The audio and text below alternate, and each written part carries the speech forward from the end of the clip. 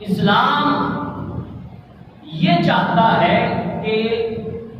انسان اللہ کا فرما بردار بندہ بن کر زندگی گزارے۔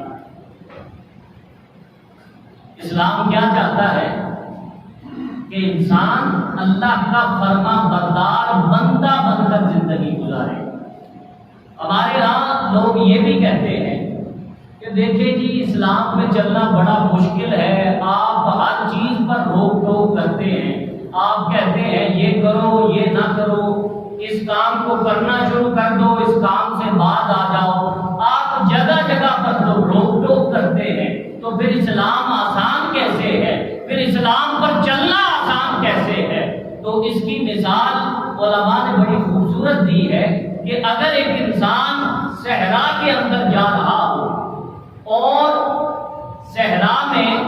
ایک دلدل موجود ہو جو گھاس کے اندر چھپی ہوئی ہو،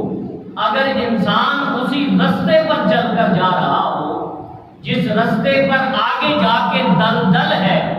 تو پھر اگر کوئی اس شخص کا بازو پکڑ کر یہ کہے کہ اے بندہ خدا اس طرف نہ جا، آگے دلدل ہے، تو دلدل میں گر جائے گا، تو پھر ایسے شخص کا شکریہ ادا کریں گے یا اسے یہ کہیں گے کہ تو نے مجھے روک دیا؟ بس دین کا اور اسلام کا بھی روکنا سراسر ایسا ہی ہے۔ انسان جس رستے پر چل رہا ہے، اس رستے پر گھاس کے اندر چھپی ہوئی گناہوں کی دلدل ہے جو انسان کو گھاس کی طرح خوشنما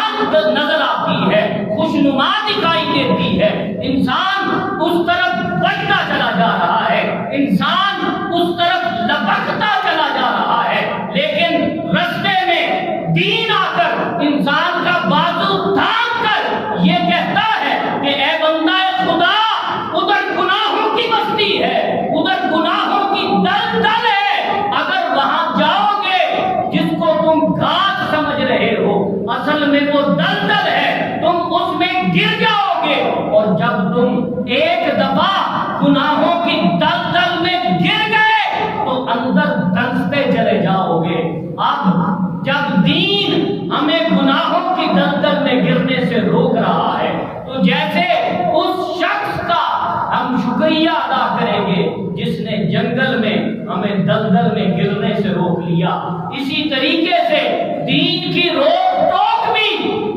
انسان اسی لیے برداشت کرے، اور انسان اس لیے برداشت کرتا ہے کہ دین اسلام چاہتا ہی یہ ہے کہ انسان اللہ کا فرما بردار بندہ بن کر زندگی گزارے۔